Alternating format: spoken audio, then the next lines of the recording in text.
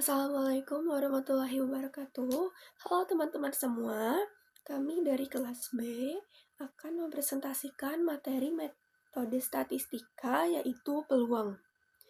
Sebelumnya, yang terhormat Mbak Kinkin selalu dosen pengampu, perkenalkan saya Fatina Dia Zahara bersama rekan saya Asyamil Alif Jihad, Hafsah Naura Anintia, dan Jafir atau Faisal. Percobaan dan kejadian. Percobaan berhubungan dengan aktivitas yang telah direncanakan untuk diselesaikan. Hasil dari percobaannya dikenal sebagai kejadian. Misalnya, kita melempar sebuah koin dan melihat sisi yang muncul. Dalam situasi ini, percobaan kita adalah proses melempar koin, sedangkan kejadian yang terjadi adalah kemunculan sisi depan atau sisi belakang koin sebagai hasil dari pelemparan tersebut. Perumusan klasik. Dalam perumusan klasik, asumsi yang diambil adalah setiap peristiwa dalam suatu percobaan itu memiliki kemungkinan yang setara untuk terjadi. Dirumuskan dalam P, peluang kejadian, dalam kurung E, jadi peluang kejadian E sama dengan M, banyaknya kejadian, per N.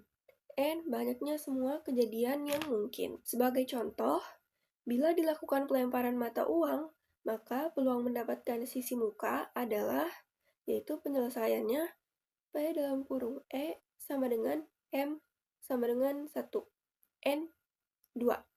Dalam konteks ini, frekuensi kemunculan sisi kepala atau yang disebut M dalam satu pelemparan koin adalah 1. Sementara total kemungkinan yang ada munculnya sisi kepala atau sisi ekor adalah 2, sehingga N sama dengan 2. Pendekatan objektif atau frekuensi relatif. Dalam metode objektif, tidak ada anggapan bahwa semua kejadian yang memiliki peluang itu serupa untuk terjadi. Peluang terjadinya suatu peristiwa ditentukan dengan melakukan eksperimen yang berulang-ulang, di mana frekuensi relatif dari setiap kejadian itu dicatat. Berdasarkan nilai frekuensi relatif dari kejadian tertentu, kita bisa mengetahui seberapa besar peluang untuk kejadian itu terjadi. Misalkan N adalah percobaan yang dilakukan dan E adalah frekuensi terjadinya peristiwa X dalam N percobaan tersebut. Dirumuskan dalam P dalam kurung X sama dengan F dalam kurung X per N sama dengan E per N. Sebagai contoh, dalam survei terhadap 200 orang mengenai rencana pembangunan jalan tol baru, sebanyak 120 orang menyatakan tidak setuju. Jika satu orang dipilih secara acak dari kelompok tersebut, berapa peluang orang tersebut setuju? Misalkan E itu Fx atau frekuensi responden yang tidak setuju, N sama dengan frekuensi keseluruhan, P dalam kurung X itu berarti sama dengan E per N. E-nya 80 per N, N-nya 200. 80 dibagi 200 sama dengan 0,4. Pendekatan subjektif. Dalam pendekatan yang bersifat subjektif, besar kemungkinan terjadinya suatu peristiwa ditentukan oleh intuisi, rasa percaya diri, serta informasi lain yang tidak langsung.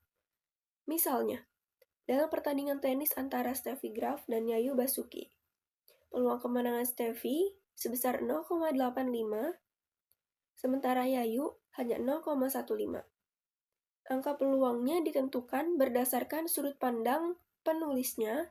Penulisnya itu mengangkat atau melihat dari peringkat yang dikeluarkan oleh Badan Tenis Internasional. Peringkat Steffi lebih tinggi, peringkat Yayu lebih rendah, tentu saja membuat orang lain mungkin akan menetapkan angka peluang yang berbeda karena perbedaan sumber atau intuisi yang digunakan. Kejadian dasar dan ruang sampel. Dalam menentukan kemungkinan terjadinya suatu peristiwa, diperlukan peninjauan mendalam terhadap kejadian yang berkaitan dengan sesuatu yang lagi diujikan. Peristiwa paling mendasar yang merupakan hasil dari suatu percobaan dikenal sebagai kejadian dasar.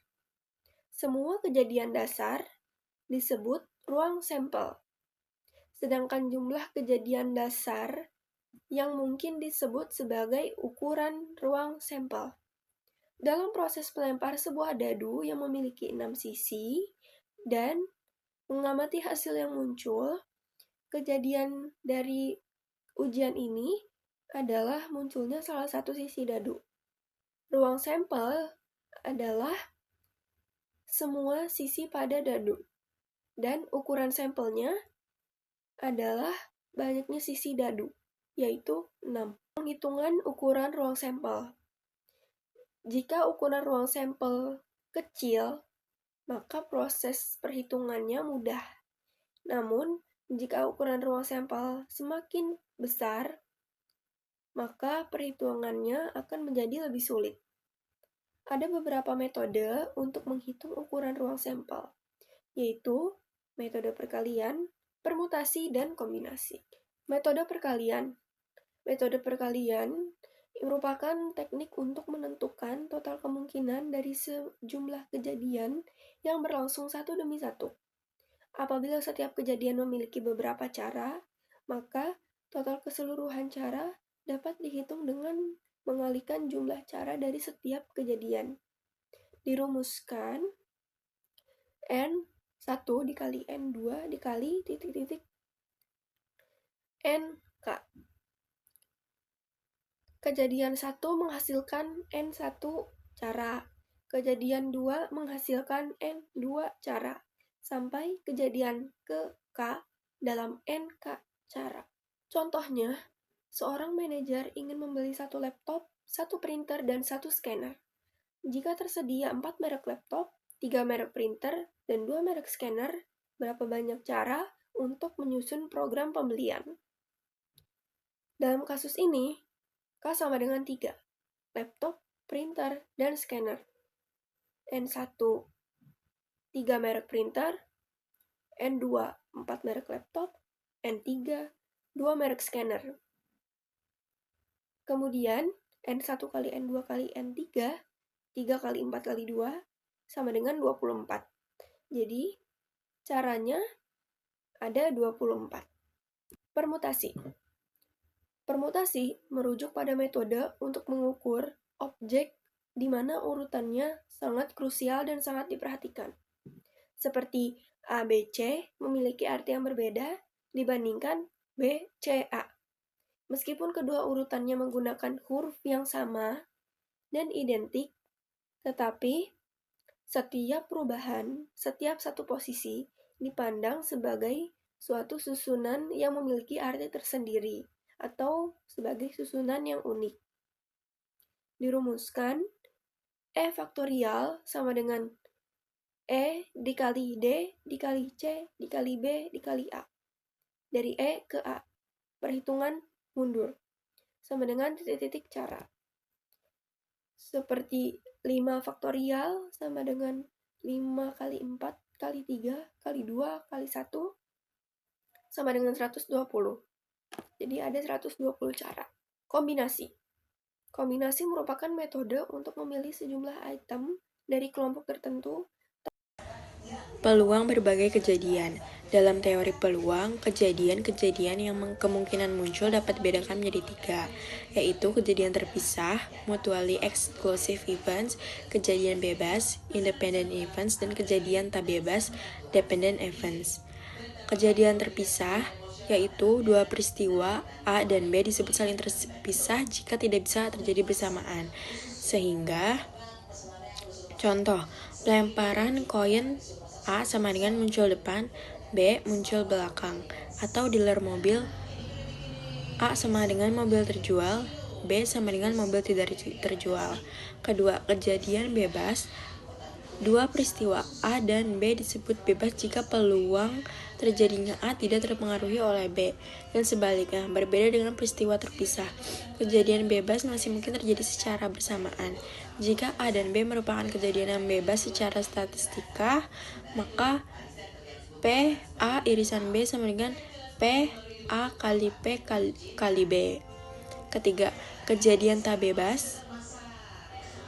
adalah dua kejadian A dan B disebut tak bebas bila peluang salah satunya dipengaruhi oleh terjadinya yang lain. Rumusnya P A kali B sama dengan P buka kurung A irisan B tutup kurung dibagi P kali B. Teorema Bayes. Teorema Bayes digunakan untuk menghitung peluang posterior, peluang baru dari suatu kejadian setelah ada informasi tambahan. Kedua, peluang sebelum ada informasi tambahan disebut prior probability, sedangkan peluang setelah mempertimbangkan informasi tambahan disebut posterior probability. Ketiga, teorema Bayes banyak dipakai dalam kasus kejadian tak bebas, dependent events, yaitu jika peluang suatu kejadian dipengaruhi oleh kejadian lain. Contoh soal, peluang terjadinya kelalaian pemasangan jaringan kabel pada suatu bangunan besar adalah 0,05. Jika terjadi kelalaian, peluang kebakaran kabel adalah 0,2. Jika tidak ada kelalaian, peluang kebakaran kabel adalah 0,01. Pertanyaannya, bila terjadi kebakaran kabel, berapa peluang kebakaran tersebut akibat kelalaian pemasangan jaringan?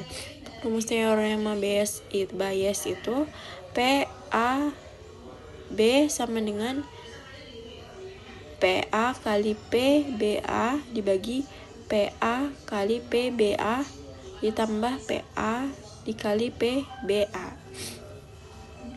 A-nya itu sama dengan terjadi kelalaian pemasangan jaringan. A tidak terjadi kelalaian, B terjadi kebakaran kabel. Diketahui PA sama dengan 0,05, PA 0,95, PBA 0,2, PBA 0,01. Yang dicari PAB. PAB kan sama dengan 0,05 dikali 0,2 dibagi 0,05 dikali 0,2 ditambah 0,95 dikali 0,01. Variabel acak dan nilai harapan. Variabel acak adalah variabel berupa bilangan nyata yang nilainya ditentukan oleh hasil suatu percobaan acak. Contoh, jumlah sisi muka pada pelemparan koin 2 kali. X sama dengan 0, 1, 2. Atau jumlah pensil terjual dari 50 pensil dari toko. Jenis variabel acak itu ada 2. Diskret. Nilainya dapat dihitung berupa bilangan bulat. Contohnya, jumlah mobil terjual per bulan, jumlah kecelakaan di pabrik, jumlah pelanggan yang antri. Yang kedua, kontinu. Nilainya tak terhingga dalam suatu interval. Contohnya itu lamanya waktu perakitan, volume minyak yang dipompa, energi listrik yang dihasilkan PLN. Nilai harapan adalah ukuran pemusatan rata-rata timbang dari variabel acak yang telah didefinisikan sebelumnya.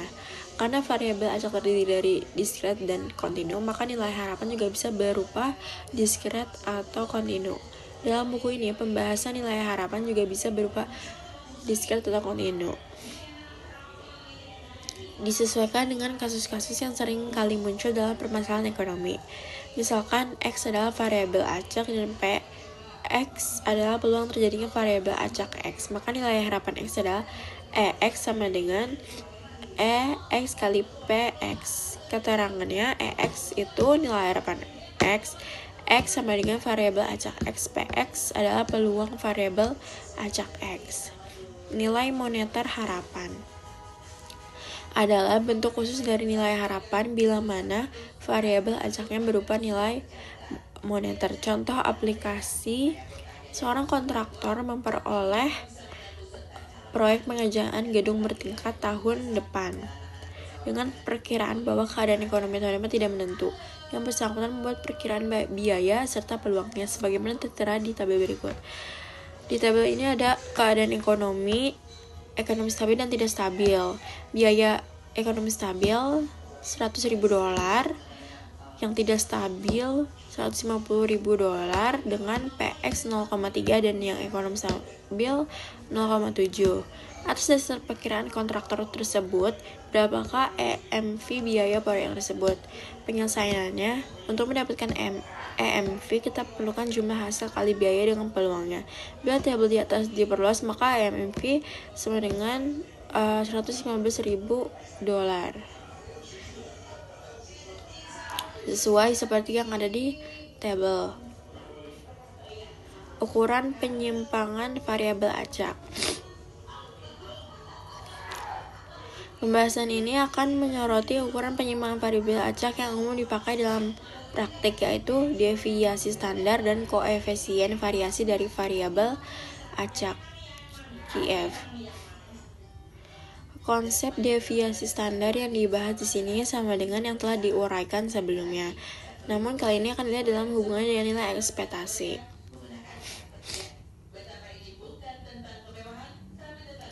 Koefisien variasi variabel acak.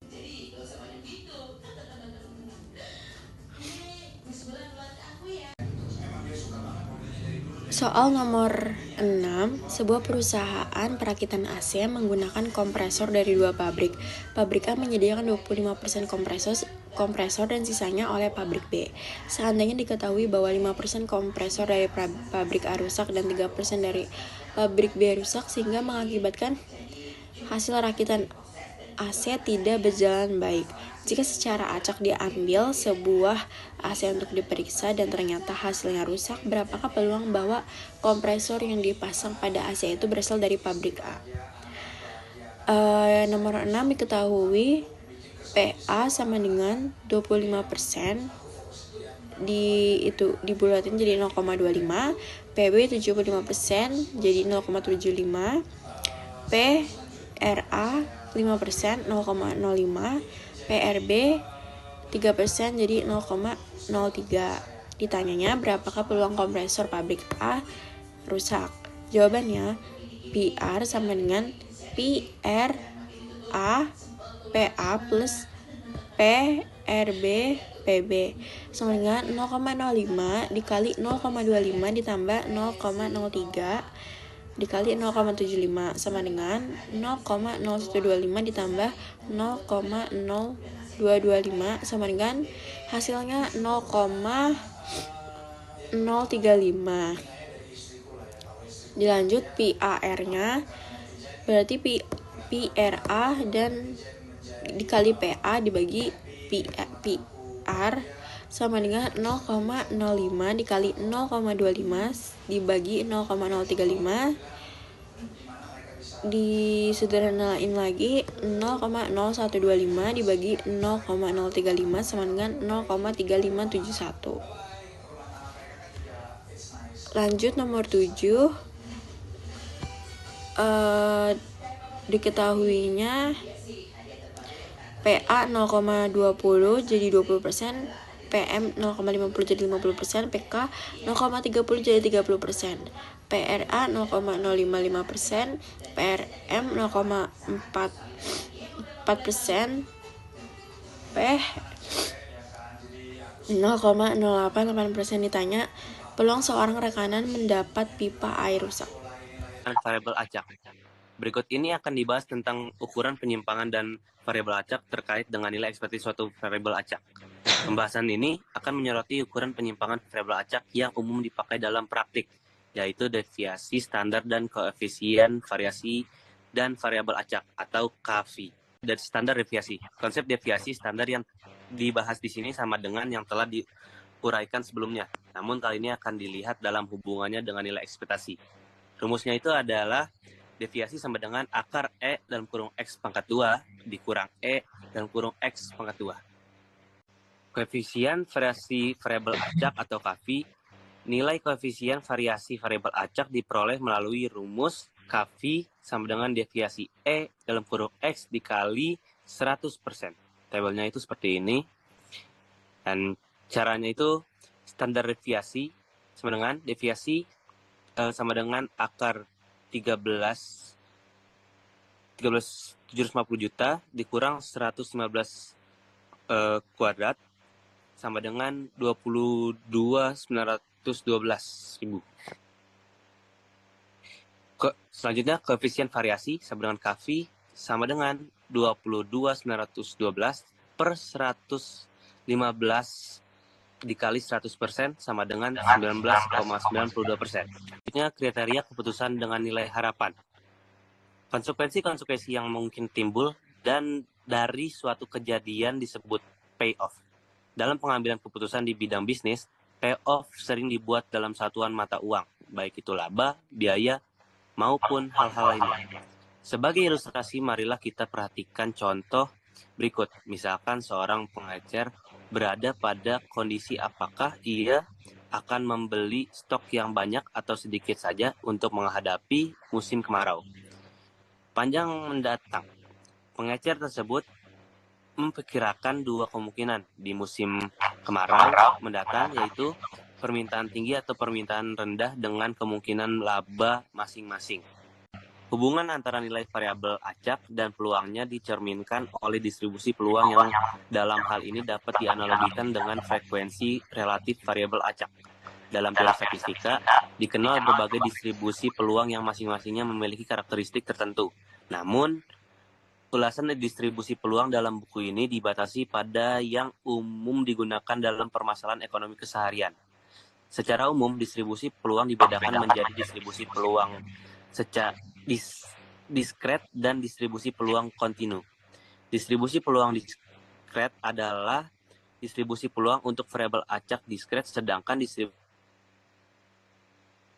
peluang untuk variabel acak terkontinu. Dalam buku ini, untuk distribusi peluang diskret akan diulas distribusi peluang binomial dan distribusi peluang Poisson. Sedangkan untuk distribusi peluang kontinu akan diulas distribusi peluang normal, distribusi T, distribusi Q kuadrat, dan distribusi F. Rumus-rumus yang dipakai distribusi T student. Bila ukuran individu sampel 30 atau lebih, nilai S yang dihitung boleh dikatakan stabil. Gose telah membuat tabel yang diberisikan nilai-nilai untuk berbagai ukuran individu sampel dengan berbagai nilai peluang. Jadi bila ukuran individu sampel kurang dari 30, maka nilai Z diubah menjadi nilai T karena tidak mengikuti distribusi normal, melainkan mengikuti distribusi T student. Rumus yang dipakai adalah bila ukuran individu sampel 30 atau lebih, nilai S yang dihitung boleh dikatakan stabil. Gose telah membuat tabel yang berisikan nilai-nilai T untuk berbagai ukuran individu sampel dengan berbagai nilai peluang. Jadi bila ukuran individu sampel kurang dari 30, maka nilai Z diubah menjadi nilai T karena tidak mengikuti distribusi normal, melainkan mengikuti distribusi T student. Rumus yang dipakai seperti yang ada di atas itu. Peluang binomial. Dalam realita, distribusi peluang binomial ini seringkali digunakan sebagai model untuk kejadian yang mengikuti proses Bernoulli atau proses yang hanya menampilkan dua kemungkinan bagi setiap kejadian, yaitu sukses atau gagal. Walaupun dalam kenyataannya tidak, semua karakteristik binomial dipenuhi, terutama untuk ciri kesamaan peluang sukses bagi semua ulangan. Sebagai jalan keluarnya, diasumsikan bahwa variabel acak tersebut mengikuti distribusi peluang binomial. Kurva distribusi peluang normal. Bentuk dan ketinggian kurva distribusi peluang normal ditentukan oleh besarnya standar deviasi distribusi data.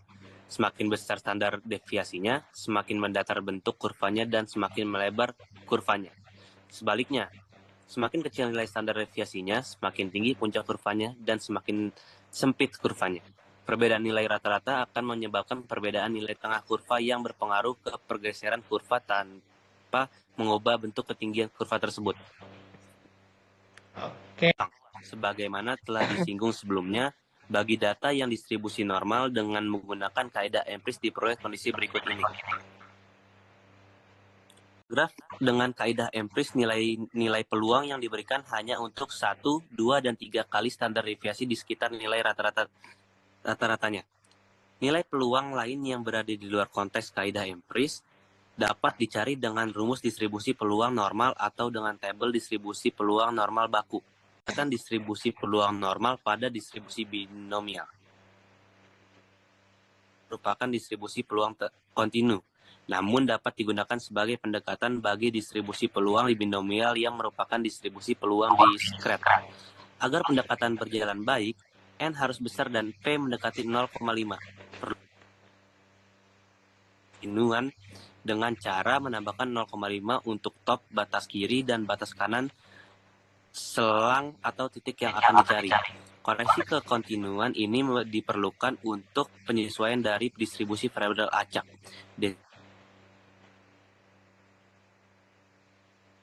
Selanjutnya, pendekatan distribusi peluang normal pada distribusi binomial. Distribusi peluang normal merupakan distribusi peluang kekontinuan, namun dapat digunakan sebagai pendekatan bagi distribusi peluang binomial yang merupakan distribusi peluang diskret. Agar pendekatan berjalan baik, N harus besar dan P mendekati 0,5. Perlu pula melibatkan koreksi kekontinuan dengan cara menambahkan 0,5 untuk tiap batas kiri dan batas kanan. Kontinuan ini diperlukan untuk penyesuaian dari distribusi variabel acak diskret ke distribusi variabel acak kontinu dengan menggunakan distribusi peluang normal sebagai pendekatan untuk distribusi peluang binomial. Selanjutnya, distribusi T-student. Gosset menemukan bahwa penggunaan standar deviasi besarnya standar deviasi populasi atau deviasi dalam menghitung nilai Z untuk tabel distribusi normal buku tidak berlaku untuk sampel yang sedikit, sehingga saat menghadapi keadaan demikian diperlukan individu sampel yang kurang dari 30. Nilai S sangat bervariasi dari sampel yang satu ke sampel lain. Kurva dari distribusi F. Tabel distribusi F banyak digunakan untuk pengujian rata-rata lebih dari 2 perlakuan, terutama pada analisis of variance dan analisis regresi. Selain itu, distribusi F juga digunakan untuk menguji kesamaan dua ragam. Penggunaan tabel F hampir sama dengan tabel T dan tabel Q kuadrat. Bedanya, tabel F mempunyai 2 derajat bebas. Distribusi Q kuadrat X kuadrat 2. Distribusi untuk variabel kontinu X kuadrat yang besarnya sama dengan jumlah kuadrat dari sejumlah nilai Z untuk X yang menyebar normal. Rumusnya itu adalah X kuadrat sama dengan sigma Z pangkat 3 dikurang mu per deviasi kurung pangkat 2 atau X pangkat 2 sama dengan dalam kurung N-1 dikurung S kuadrat atau